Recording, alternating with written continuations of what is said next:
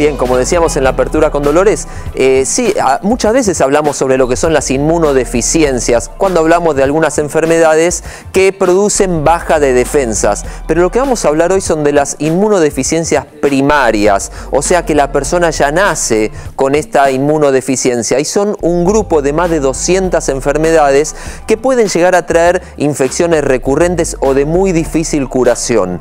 Lo que yo les propongo hoy es que reveamos cuáles son estos signos de alarma que puede llegar a tener una persona para los cuales o por los cuales tenemos que pensar en cuáles son estas inmunodeficiencias. ¿De qué nos sirve saber o reconocer cuáles son? Porque con algunos tratamientos como por ejemplo antibióticos en dosis profilácticas o administración de inmunoglobulinas o algunos cuidados se puede llegar a hacer que esta persona tenga una vida totalmente normal, hasta tanto se cure, porque algunas pueden llegar a curarse. Entonces, ¿cuáles son estos signos de alarma que vamos a tener que tener en cuenta?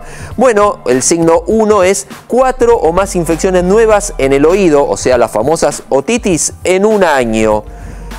Si tu hijo tiene, esto es teniendo 2 o más signos de estos, ¿sí? 4 o más infecciones nuevas en el oído durante un año, a lo cual se puede sumar 2 o más sinusitis graves en un año. O el signo 3, 2 o más meses tomando antibióticos y que no mejore la infección que tiene el chico. El signo 4, 2 o más infecciones pulmonares, lo que se conoce como neumonía o antes se conocía como pulmonía en un año o una por año consecutivo, durante 2 años tener esto. Siempre recordamos sumar por lo menos 2 de estos signos. Dificultades para crecer o aumentar de peso normalmente. Muchas veces lo relacionamos con alguna otra enfermedad o que no se está alimentando bien. Bueno, este puede llegar a ser un signo, sumado a los otros, de algún tipo de inmunodeficiencia primaria. Abscesos. El absceso es una colección de pus, como una bola de pus recurrente debajo de la piel o en órganos, lo que normalmente se llama forúnculos o forúnculos un poco más profundos. Infecciones por hongos, las candidiasis o el muguet, estos honguitos que se les forma a los chicos en la boca como algo algodonoso blanco, persistente después del año. Es común que el muguet, estos honguitos en la boca, sean comunes antes del año. Bueno, pero esto es persistente después del año. El signo 8, necesidad de antibióticos endovenosos para curar una infección. A veces los antibióticos por boca no curan, no tienen buena respuesta, y dar antibiótico endovenoso lo que hace es curar la infección. Cuando hace falta dar antibiótico endovenoso y se le suma, como decía recién, a otro de estos signos, vamos a pensar o al menos descartar una inmunodeficiencia primaria. Una o más infecciones profundas o severas.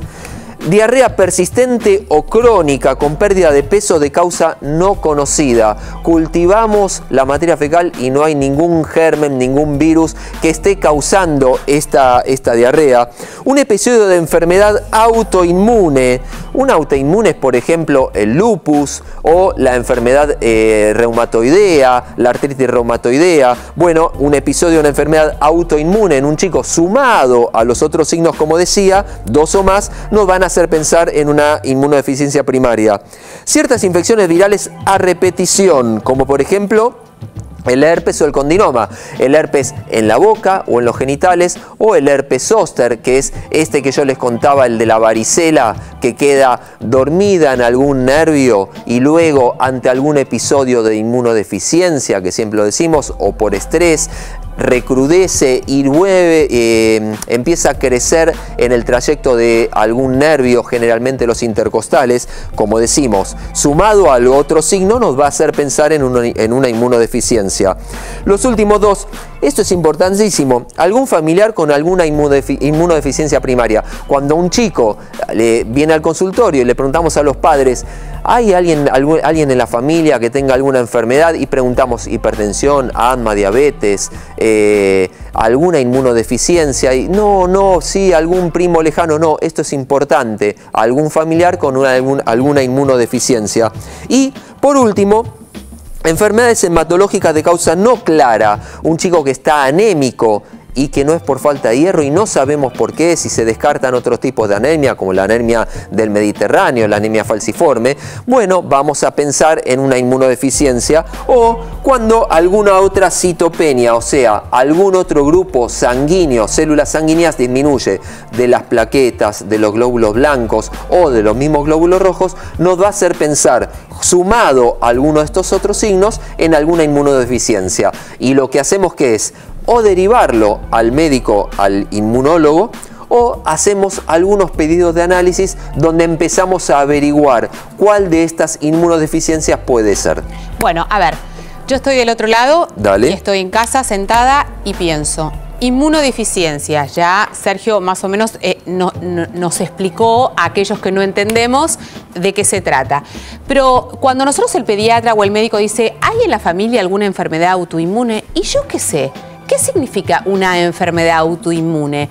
¿Cómo puedo detectar o identificar si efectivamente aquello que le pasa a mi mamá, a mi papá, a mi hermana o a mi hijo puede justamente ser la información adecuada para yo ofrecer? Perfecto, por eso no preguntamos enfermedad autoinmune. No, sino, pero digo, claro, no, porque es verdad, claro, lo que hoy preguntamos por hoy, es... digo, el lenguaje médico se ha extendido tanto a la población que yo tengo inclusive que nosotros, suponer que yo vos sabés. hasta repito yo, digo autoinmune, Claro. y yo digo, y en el fondo, ¿qué quiere decir autoinmune? Yo tengo que suponer, de repente supongo que vos sabés lo que es autoinmune y no es así, muy bien. O lo saber, ¿qué es autoinmune? ¿Qué significa? Las enfermedades autoinmunes son estas enfermedades donde mi cuerpo empieza a generar una defensa contra algo que normalmente está en mi cuerpo, pero lo reconoce como algo extraño. Perfecto. Y ahí sí entra la artritis reumatoidea, entra el lupus, por ejemplo. Estas Para son dar algunos de los ejemplos ejemplos de enfermedades autoinmunes. ¿Las enfermedades autoinmunes se curan? Esto es fácil de identificar en este sentido. Cuando a mí me diagnostican una enfermedad autoinmune, ¿puedo, empezar a tener un tratamiento, pero esto se cura o esto quiere decir que me va a acompañar por el resto de la vida? Depende de la enfermedad. La gran mayoría no se cura, algunas determinadas sí, pero en realidad lo que hago con las autoinmunes es mejorar mi calidad de vida, tomar algunos medicamentos. Por ejemplo, una enfermedad autoinmune, tomaré algunos, depende de la enfermedad, ¿no? Se puede ya tomar algún corticoide de altas dosis. Perfecto.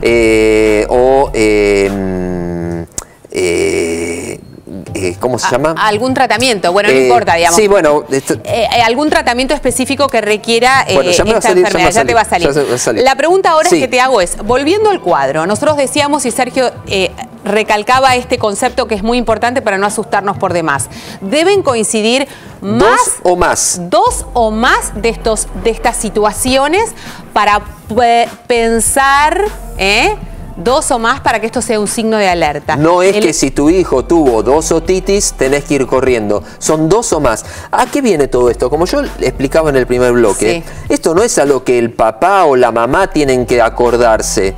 Pero sí es importante que si vos cada vez que tu hijo está enfermo vas a la guardia y tu médico no registra esto, no hila y no dice, ah, mira, tuvo esto, porque cuando vas a la guardia, a ver la placa, sí, tiene una neumonía, y tomá el antibiótico, te vas a tu casa, venís a control, ya te curaste, bien, a los 6 meses tenés otra neumonía y vos no se lo contaste a este médico de guardia, se lo contaste y el médico de guardia está apurado y no te dio demasiada importancia. No, esto es importante que vos se lo cuentes a tu médico y le digas, mira, mi hijo tuvo 2 o más meses tomando un antibiótico y la verdad que no mejoró mucho y aparte tuvo una infección profunda o severa. Y el médico va a decir, ah, mira qué interesante. ¿Por qué no averiguamos a ver si tiene una inmunodeficiencia primaria? Yo te digo, el pediatra de mis hijos me reta y mucho cuando esto sucede. Por ejemplo, que uno le da alguna medicación porque tiene un cuadro parecido al que había tenido en otra oportunidad. Esto que insistimos tanto que es tan negativo, porque nosotros no somos quienes,